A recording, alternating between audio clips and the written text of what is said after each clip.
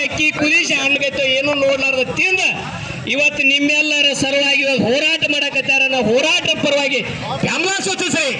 ಯಾರು ಬೆಂಬಲ ಸೂಚಲ್ಲ ಅವ್ರು ನಿಜವಾಗ್ಲೂ ಹೇಳಿತನ ಹೋರಾಟಕ್ಕೆ ಬೆಂಬಲ ಸೂಚಿಸ್ಬೇಕು. ನಿಮ್ಮ ಕಬ್ಬು ಹೋಗಿದ್ದು ಬಂದು ನಿಂದಿರ್ಬೇಕು. ಇದು ನಿಜವಾಗ್ಲೂ ಹೇಗಿರ್ತ ಒಂದು ರೈತ ಹೋರಾಟಕ್ಕೆ ನಿಮ್ಮೆಲ್ಲರ ಬೆಂಬಲ ಬೇಕೇ ಬೇಕು, ಬೇಕೇ ಬೇಕು. ಎಲ್ಲಿಯವರೆಗೆ ಹೋರಾಟ, ಎಲ್ಲಿಯವರೆಗೆ ಹೋರಾಟ? ಕಬ್ಬಿನ ಬಿಲ್ಲನ್ನು ಕೊಡೋ ಸಕ್ಕರೆ ಮಾಲೀಕರಿಗೆ, ಕಬ್ಬಿನ ಬಿಲ್ಲನ್ನು ಕೊಡೋ ಸಕ್ಕರೆ ಮಾಲೀಕರಿಗೆ, ಬಿಲ್ಲನ್ನು ಒದಗಿಸಿದ ಇವತ್ತಿನ ಸರ್ಕಾರಕ್ಕೆ, ತಾಲೂಕಾ ಆಡಳಿತಾಧಿಕಾರಿಗಳಿಗೆ, ಜಿಲ್ಲಾಡಳಿತಾಧಿಕಾರಿಗಳಿಗೆ ಬೇಕೇ ಬೇಕು, ಬೇಕೇ ಬೇಕು.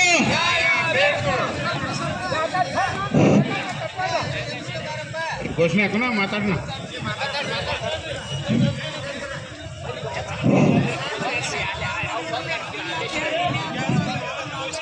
ಕರ್ನಾಟಕ ರಾಜ್ಯ ರೈತ ಸಂಘಕ್ಕೆ, ಕರ್ನಾಟಕ ರಾಜ್ಯ ರೈತ ಸಂಘಕ್ಕೆ ಏನೇ ಬರಲಿ, ಏನೇ ಬರಲಿ, ಜೈ ಕಿಸಾನ್, ಜೈ ಕಿಸಾನ್, ಜೈ ಜವಾನ್. ಏನೇ ಬರಲಿ, ಇಲ್ಲಿವರೆಗೆ ನಿನ್ನೆಯಿಂದ ತಹಸೀಲ್ದಾರ್ ಆಫೀಸ್ ಮುಂದೆ ರಾತ್ರಿ ಹಗಲ ಸೊಳ್ಳೆ ಕಡಿಸ್ಕೊಂಡು ಆಫೀಸ್ ಮುಂದೆ ಮನ್ಕೊಂಡ್ರು ಕೂಡ ಯಾವ ಅಧಿಕಾರಿಗಳು ಈ ಗಮನ ಸೆಳೆಯಲಾರದೆ ತಮ್ಮ ಅಧಿಕಾರದ ದುರ್ಬಳಕೆ ಒಳಗೆ ತಮ್ಮ ಕೆಲಸ ಮಾಡ್ಕೊತು ರೈತರನ್ನು ಮಾತಾಡಿಸಲಾರದೆ ತಾವು ನಿರ್ಲಕ್ಷ್ಯ ಮಾಡಿದ ಕಾರಣಕ್ಕಾಗಿ ರೈತರು ಇವತ್ತು ರಸ್ತೆ ತಡೆ ಮಾಡಬೇಕಾಗಿತ್ತು. ಯಾಕಂದರೆ ಕಬ್ಬಿನ ಬಿಲ್ 4 ತಿಂಗಳಿಂದ ಸರಿಯಾಗಿ ರೈತರಿಗೆ ಬಿಲ್ ಬಂದಿಲ್ಲ. ಸರ್ಕಾರದ ಒಂದು ಆದೇಶ ಐತಿ. ಏನಂತ ಆದೇಶ ಐತಿ ಅಂದ್ರಪ್ಪ, ಕಬ್ಬು 15 ದಿವಸದೊಳಗೆ ಬಿಲ್ ಕೊಡಬೇಕನ್ನುವ ಆದೇಶ ಇದ್ರೂ ಕೂಡ 4 ತಿಂಗಳಾದರೂ ಬಿಲ್ ಕೊಟ್ಟಿಲ್ಲ. ಅದೇ ಕಾರಣಕ್ಕೆ ಇವತ್ತು ರೈತರ ಬೀದಿಗೆ ಇಳಿದೀವು. ಈಗ ಇದ್ರ ಮುಂದೆ ಏನೇ ನಾವು ಜೈಲಿಗೆ ಹೋಗಾಕೂತೇವ್ರ, ಈ ರಸ್ತೆ ತಡೆ ಮಾಡಾಕೂತೇವ್ರ. ಎಷ್ಟೋ ಸಲ ಹೋಗಿ ನಾವು ಬಂದದ್ದು ಐತಿ. ಜೈಲೇನು ಹೊಸದಲ್ಲ, ಜೈಲಿಗೆ ಹೋಗೋದಿಲ್ಲಪ್ಪ ಎಲ್ಲರೂ. ಈಗ ಜೈಲಿಗೆ ಹೋಗಕ್ಕೆ ಎಲ್ಲರೂ ತಯಾರಿದಾರಿಲ್ಲಪ್ಪ.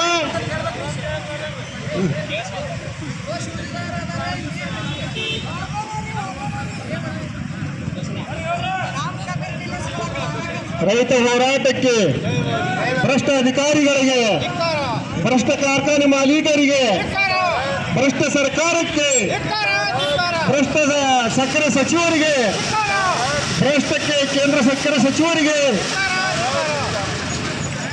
ಏನು ರೈತರ ತಾಳ್ಮೆಗಳನ್ನು ಪರೀಕ್ಷೆ ಮಾಡಬೇಡಿ ಅಂತ ಹೇಳಿ ಅಧಿಕಾರಿಗಳಲ್ಲಿ ಕೇಳ್ಕೊಳ್ಳುತ್ತಿದ್ದೆವು.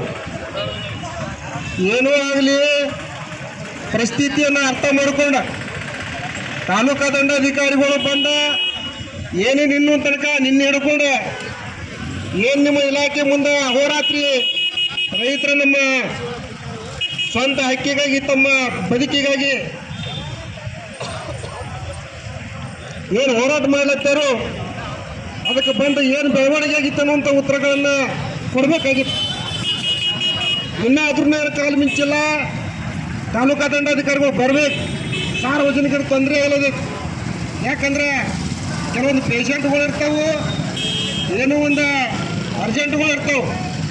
ಆದರೆ ಅಷ್ಟೇ ಕಷ್ಟ, ಅದಕ್ಕಿಂತ ಕಷ್ಟ ನಮಗೂ ಆಗೈತೆ. ಯಾಕಂದರೆ ಮೊನ್ನಿನ ದಿವಸ ಒಂದು ಪ್ರಕರಣಗಳನ್ನು ನಾವು ನೋಡಿದ್ವಿ. ಪಾಪ ಅವನಂತಾಗ ಕಬ್ಬ ಕಳಿಸ್ಬೇಕಾದ್ರೂ ಸಾಲ ಮಾಡಿ ಕಬ್ಬ ಕಳಿಸಿದ್ದ. ಏನಾದ್ರೂ ಬಿಲ್ ಬಂದಿಲ್ಲ. ಅವನ ಮನ್ಯಾಗ ಅವನ ಹೆಂಡತಿಗೆ ಆರಾಮ ತಪ್ಪಿದ್ರೆ ಹಾರ್ಟ್ ಅಟ್ಯಾಕ್ ಬಂದರೆ ಹೋಗಿ ದವಾಖಾನೆಗೆ ಅಡ್ಮಿಟ್ ಮಾಡ್ರೆ ಅವನಂತಾಗ ದುಡ್ಡಿಲ್ಲ. ಇಂಥ ಪರಿಸ್ಥಿತಿಗಳನ್ನು ನಾವು ರೈತ ಅನುಭವಿಸ್ಲತ್ತಿದ್ವು. ಆದ್ರೂ ನಿಮ್ಗೆ ಈ ಕಾರ್ಖಾನೆ ಮಾಲೀಕರಿಗೆ ಆಗಲಿ ಮತ್ತು ಅದ್ರ ಮ್ಯಾಗ ಅಧಿಕಾರಿಗಳನ್ನ ಮಾಡುವಂಥ ಅಧಿಕಾರಿಗಳಿಗೆ ಆಗಲಿ ನಾಚಿಕೆ ಬರೋದಿಲ್ಲ ಅಂದ್ರೆ ನಿಮಗೆ ತಿಳುವಳಿಕೆ ಬರಬೇಕು. ತಾಳ್ಮೆಗಳನ್ನು ಪರೀಕ್ಷೆ ಮಾಡಬೇಡ್ರಿ. ಇನ್ನಾದ್ರೂ ಏನು ಕಾಲು ಮಿಂಚಿಲ್ಲ. ಬರ್ರಿ ತಹಶೀಲ್ದಾರ್ ಅವರು ಏನು ಇಲ್ಲಿ ಮಾತಾಡ್ಬೇಕಾಗಿತ್ತು, ಏನು ಬೆಳವಣಿಗೆ ಆಗಿತ್ತು ಅನ್ನುವಂಥದ್ದು ಸಂದೇಶಗಳನ್ನ ಕೊಡ್ರಿ.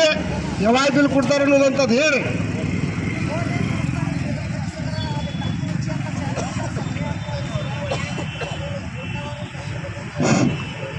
ನಿನ್ನೆ ತಹಶೀಲ್ದಾರ್ ಸಾಹೇಬರು ಬಂದು ಒಂದು ಉತ್ತರ ಹೇಳಿದರು.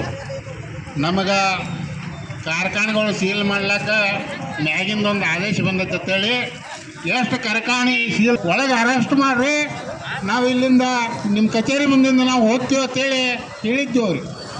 ಎಷ್ಟು ಮಂದಿನ ಅರೆಸ್ಟ್ ಮಾಡ್ಯಾರೋ, ಎಷ್ಟು ಮಂದಿನ ಅರೆಸ್ಟ್ ಮಾಡಿಲ್ಲ, ಅದ್ರ ಬಂದು ತಾವು ಉತ್ತರ ಸರಿಯಾಗಿ ಕೊಡಬೇಕು.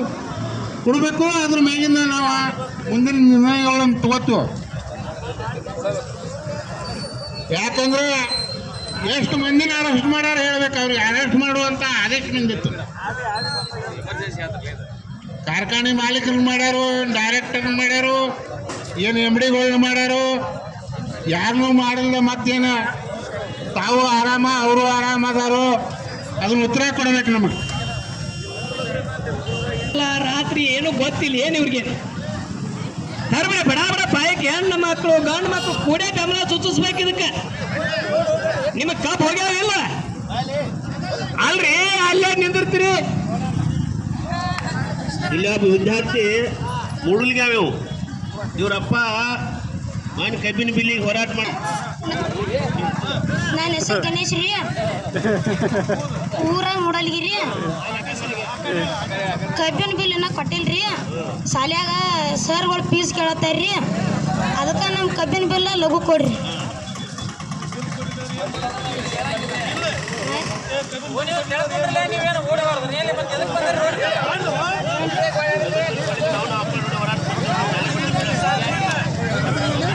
ನಮಗೆ ಕಬ್ಬಿನ ಬಿಲ್ ಕೊಡ್ಲಿಕ್ಕಂದ್ರೆ ನಾವು ಸ್ಟ್ರೈಕ್ ಮಾಡಕ್ ಬರ್ತೀವಿ.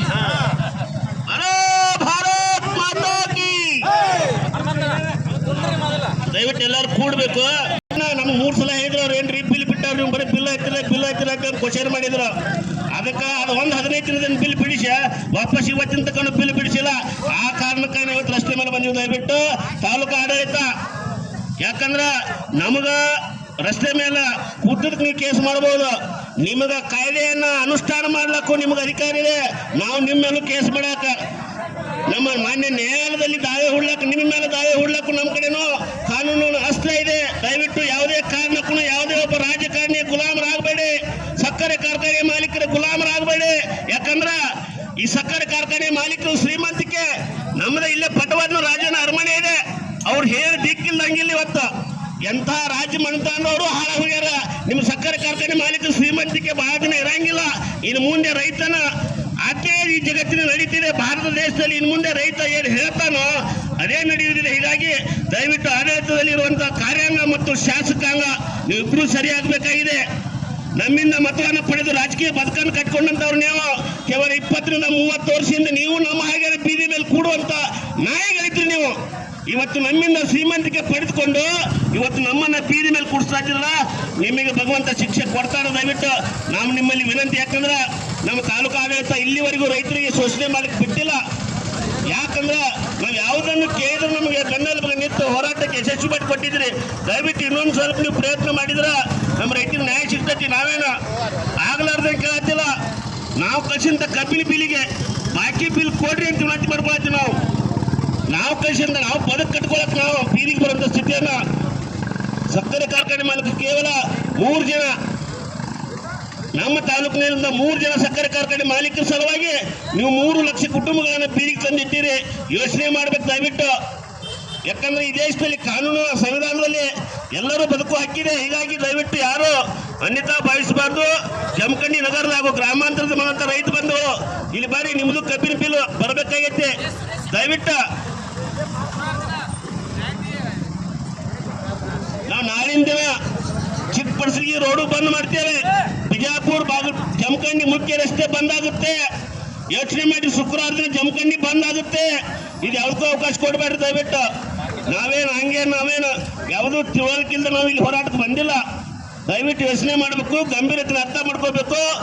ನೀವು ನಮ್ಮನ್ನ ಕೋರ್ಟ್ ಕಟ್ಟಗಟ್ಟೆಯಲ್ಲಿ ನಿಲ್ಲಿಸಿದ್ರೆ ನಿಮ್ಮನ್ನು ಕೂಡ ನಾವು ಕೋರ್ಟ್ ಕಟ್ಟೆಯಲ್ಲಿ ನಿಲ್ಲಿಸ್ತೀವಿ. ಕೋರ್ಟಿನಲ್ಲಿ ಆದೇಶ ಮಾಡಿದೆ, ಯಾವ ಸ್ಟೇಷನ್ ನಲ್ಲಿ ಯಾವ ಅಧಿಕಾರಿ ಮೇಲೆ ಕೇಸ್ FIR ತೆಗೆದುಕೊಳ್ಳಲು ನೀವು ನೇರವಾಗಿ ಮಾನ್ಯ ನ್ಯಾಯಾಲಯಕ್ಕೆ ಬಂದು ತಾವೇನು ದಾಖಲಿಸಲಿ ಅಂತ ಕೋರ್ಟ್ ಆದೇಶ ಮಾಡಿದೆ. ಹೀಗಾಗಿ ನಮಗೂ ಭಯ ಇಲ್ಲ, ನಾವು ನಿಮ್ಮನ್ನು ಕೋರ್ಟಿನ ಕಟ್ಟಗಟ್ಟೆಗೆ ನಿಲ್ಲಿಸುವಂತ ವ್ಯವಸ್ಥೆ ನಮ್ಮ ಕಡೆಯನ್ನು ಕಾನೂನು ತಜ್ಞರಿದ್ದಾರೆ. ಈಗಾಗಲೇ ಮೊನ್ನೆ ಚಿಕ್ಕಲಿ ಕ್ರಾಸ್ನಲ್ಲಿ ಕಬ್ಬಿನ ಬಿಲ್ ಹೋರಾಟ ಮಾಡಬೇಕಾದ್ರೆ ತಾಲೂಕಿನ ವಕೀಲರು ಸಂಘ ನಮ್ಮ ಜೊತೆ ನಿಂತಿದೆ, ಇವತ್ತು ಕೂಡ ಬಂದು ನಿಲ್ತಾ ಇದ್ದಾರೆ. ಹೀಗಾಗಿ ನಮಗೂ ಯಾವುದೂ ಕೂಡ ಕಾನೂನು ತೊಡಕ್ ಬರಲ್ಲ. ದಯವಿಟ್ಟು ನಾವು ನೀವು ಅನ್ಯೋನ್ಯವಾಗಿ ಪ್ರೀತಿಯಿಂದ ಬದುಕಬೇಕಾದ್ರೆ ಆ 3 ಜನರನ್ನ, ಆ ಸಕ್ಕರೆ ಕಾರ್ಖಾನೆ MDಗಳನ್ನ ಇಲ್ಲಿ ಪೀಡಿತ ನಿಲ್ಲಿಸ್ರಿ. ನಮ್ಮ ಕಾಲಕ್ಕೆ ಚಪ್ಪಲಿಲ್ಲ, ಕಾಲು ಸುಡತಾವ, ಆದ್ರೂ ನಾವು ಪೀಡಿ ಬಂದಿರ್ತೇವೆ. ಯೋಚನೆ ಮಾಡ್ರಿ, ಅವ್ರು AC ರೂಮ್ನಾಗ ಕೊಟ್ಟು ನಮ್ಮ ಜೊತೆ 3 ಲಕ್ಷ ಕುಟುಂಬದ ಜೊತೆ ಆಟ ಆಡ್ತಾ ಇದಾರಲ್ಲ, ದಯವಿಟ್ಟು ತಾಲೂಕಿನ ಆಡಳಿತ ಅವರನ್ನು ಸರಿದಾರಿ ತರುವಂತ ವ್ಯವಸ್ಥೆ ಮಾಡ್ಬೇಕಂತೇಳಿ ನಾವು ವಿನಂತಿ ಮಾಡ್ಕೋತೀವಿ.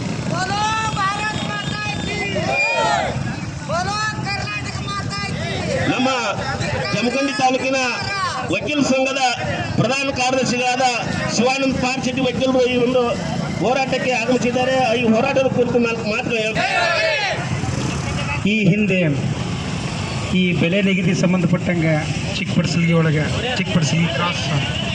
ಚಿಕ್ಕಲ್ಗಿ ಕ್ರಾಸ್ ಒಳಗೆ ರೈತರು ದೊಡ್ಡ ಪ್ರಮಾಣ ಮಾಡಿದಾಗ ನಮ್ಮ ವಕೀಲರ ಸಂಘದ ಅಧ್ಯಕ್ಷರು, ಉಪಾಧ್ಯಕ್ಷರು ಮತ್ತು ಎಲ್ಲ ಸದಸ್ಯರು ನಾವು ಅವ್ರ ಹೋರಾಟಕ್ಕೆ ಬೆಂಬಲವನ್ನು ಕೊಟ್ಟಿದ್ದೆವು.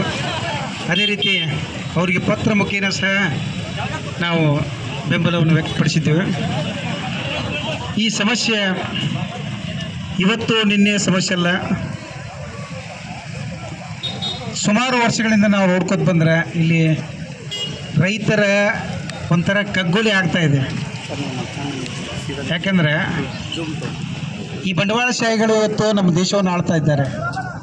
ಪ್ರಜಾಪ್ರಭುತ್ವದೊಳಗೆ ಜನಸಾಮಾನ್ಯಗೆ ಒಬ್ಬ ಆಮ್ ಆದ್ಮಿಗೆ ಯಾವುದೇ ರೀತಿಯಿಂದ ಕಿಮ್ಮತ್ತ ಇಲ್ಲ. ಅದ್ರಾಗೂ ರೈತರು ಬೆಳೆದಂಥ ಬೆಳೆಗಾಗಲಿ ಈ ಕಬ್ಬು ಸರ್ಕಾರ ಕಬ್ಬಿನ ಬೆಲೆ ನಿಗದಿ ಮಾಡೋ ಹೊತ್ನಾಗ ಸಾಕಷ್ಟು ಎಲ್ಲ ಕಡೆ ರಾಜ್ಯಾದ್ಯಂತ ಸ್ಟ್ರೈಕ್ ಮಾಡಿದ್ಮೇಲತ್ತೆ ಅವರು ಕಣ್ಣು ತೆರೆದ್ರು, ಬಂದು ಬೆಲೆ ನಿಗದಿ ಮಾಡಿದರು. ಇನ್ನು ಕಬ್ಬ ಕಳಿಸಿದ ಮೇಲತ್ತ ಅದನ್ನು ಹೊಳ್ಳಿ ಅದರದ್ದು ಕೊಡಬೇಕು, ಬಿಲ್ ಕೊಡಬೇಕನ್ನುವಂಥ ಕಾಮನ್ ಸೆನ್ಸ್ ಇಲ್ಲ. ಈಗಾಗಲೇ ಸರ್ಕಾರ ರಿಕವರಿ ನೋಟಿಸ್ ಇಶ್ಯೂ ಮಾಡಿದ್ದನ್ನು ನಾನು ಪೇಪರ್ನಲ್ಲಿ ನೋಡಿದ್ದೆ. ಬಟ್ ಅದೇ ಯಾವುದೋ ಒಂದು ಸಾಮಾನ್ಯ ಒಬ್ಬ ವ್ಯಕ್ತಿಗೆ ಕೋರ್ಟ್ ರಿಕವರಿ ನೋಟಿಸು ಅಥವಾ ಒಂದು ಆಫೀಸ್ ರಿಕವರಿ ನೋಟಿಸ್ ಇಶ್ಯೂ ಮಾಡಿದರೆ ತಕ್ಷಣ ಅವನು ಮನೆ ಸೋದಕ್ಕೆ ಜಪ್ತ್ ಮಾಡ್ತಾರೆ. ಇವಾಗ ಸರ್ಕಾರ ರಿಕವರಿ ನೋಟಿಸ್ ಇಶ್ಯೂ ಮಾಡಿದ್ರು ಇದಕ್ಕೆ ಯಾವುದೇ ಕಿಮ್ಮತ್ತಿಲ್ಲದಂಗೆ ಆಗೈತೆ. ದಯವಿಟ್ಟು ಸರ್ಕಾರ ತತ್ಕ್ಷಣವಾಗಿ ಕಾರ್ಯಗತವಾಗಿ ಬಾಕಿ ಇರುವಂಥ ಎಲ್ಲ ಹಿಂದಿನ ಬಿಲ್ಲು ಮತ್ತು ಇವತ್ತಿನವರೆಗೆ ಬಿಲ್ಲನ್ನು ರೈತರಿಗೆ ಜಮಾ ಮಾಡಿಸಲಿಕ್ಕೆ ಆದೇಶ ಮಾಡಬೇಕು. ಒಂದು ವೇಳೆ ಜಮಾ ಮಾಡದೇ ಇದ್ದಲ್ಲಿ ನಿರ್ದಾಕ್ಷಿಣ್ಯವಾಗಿ ಸಂಬಂಧಪಟ್ಟ ಎಲ್ಲ ಫ್ಯಾಕ್ಟ್ರಿದವ್ರ ಮೇಲೆ ಕ್ರಮ ಕೈಗೊಳ್ಬೇಕಂತೇಳಿ ನಾನು ಈ ಸಂದರ್ಭದಲ್ಲಿ ಒತ್ತಾಯವನ್ನು ಮಾಡ್ತೀನಿ. ರಾಜವನವರು ಮಾತಾಡ್ತಿದ್ದ ಶ್ರೀಯುತ SP ಪಾಲ್ಶೆಟ್ಟಿ ವಕೀಲರು ಬಂದು ಬೆಂಬಲ ಕೊಟ್ಟು ನಮ್ಮನ್ನು ಉದ್ದೇಶಿಸಿ ಮಾತನಾಡಿ ನಮ್ಮೆಲ್ಲರಿಗೆ ಧೈರ್ಯ ಹೇಳಿದ SP ಪಾಲ್ಶೆಟ್ಟಿ ವಕೀಲರಿಗೆ ಅಭಿನಂದನೆಗಳು. ಈಗಾಗಲೇ ನಮ್ಮ ತಾಲೂಕಾ ದಂಡಾಧಿಕಾರಿಗಳು ಬಂದಾರ. ಅವ್ರಿಗೆ ಒಂದು ಮಾತನ್ನ ಹೇಳಕ್ಕೆ ಬಯಸ್ತೀನಿ. ನಿನ್ನೆ ಹೇಳಿನಿ, ಇವತ್ತು ಹೇಳ್ತನು, ನಮ್ಮ ಖಾತೆಗೆ ನಾವು ಜಮಾ ಆಗೋ ತನಕ ನಾವು ಈ ಆಫೀಸ್ ಬಿಟ್ಟು ಹೋಗಂಗಿಲ್ಲ. ನೀವು ಏನೋ ಸಮಜೂತ್ ಮಾಡಕ್ಕೆ ನಮಗೆ ಬರಕ್ಕೆ ಹೋಗ್ಬೇಡ್ರಿ. ನಮಗೆ ನಿರ್ದಿಷ್ಟವಾಗಿ ನಮ್ಮ ಖಾತೆಗೆ ಬಂದ ಬಿಲ್ ಜಮಾ ಆಕೈತೆ ಅನ್ನೋ ತನಕ ನಾವು ಇಲ್ಲಿ ಹೋಗಂಗಿಲ್ಲ. ಈ ಹೋರಾಟದ ನಿಲುವು ನಾವು ತೆಗಿಯಂಗಿಲ್ಲ ಅಂತೇಳಿ ತಾವು ಏನಾರು ಹೇಳಿದ್ರು ನಮ್ಮ ಖಾತೆಗೆ ಜಮಾ ಮಾಡಿಸ್ನಂತ ಹೇಳಕ್ಕೆ ಬರ್ಬೇಕಿಲ್ಲಿ ಅಂತೇಳಿ ನನ್ನ ಒತ್ತಾಯ ಐತಿ. ಅದಕ್ಕೆ ದಯವಿಟ್ಟು ನಮ್ಮನ್ನು ಸಮಾಧಾನ ಮಾಡೋ ಸಂಬಂಧ ಈ ರೋಡಿಗೆ ಬರೋಣ ಅಂತೇಳಿ ಮಾಡಕ್ಕೆ ಹೋಗ್ಬೇಡ್ರಿ. ದಯವಿಟ್ಟು ನಮಗೆ ನೋವಾಗೈತಿ. ಇವತ್ತು ಇಟ್ಟೋ ತನಕ ನಾನು ಈಗ SBI ಮ್ಯಾನೇಜರ್ ಜೋಡಿ ಕೂತು ಮಾತಾಡಿ ಬಂದಿನ. ನನ್ನ ಬಿಲ್ 2-3 ದಿನ ಜಮಾ ಆಕೈತಿ. ನಾ ತಾನೊಬ್ರ ನಾನು ಅಲ್ಲಿ ಬ್ಯಾಂಕ್ನಾಗ ತುಂಬೋದೈತೆ ಅಂತ ಬಂದು ನಿನ್ನೆ ನಿಮಗೆ ರಸೀಟ್ನು ತೋರಿಸಿನ ಸಾಹೇಬ್ರನ್ನ. ದಯವಿಟ್ಟು ನಮ್ಮ ಖಾತೆಗೆ ಜಮಾ ಆಗೋ ತನಕ ನೀವು ಯಾವುದೂ ನಮಗೆ ಆಶ್ವಾಸನೆ ಕೊಡಕ್ಕೆ ಹೋಗ್ಬೇಡ್ರಿ ಅಂತೇಳಿ ಈ ಒಂದು ಹೋರಾಟದ ಪರವಾಗಿ ನಾವು ಅವ್ರಿಗೆ ಹೇಳಕ್ಕೆ ಬಯಸ್ತೀನಿ.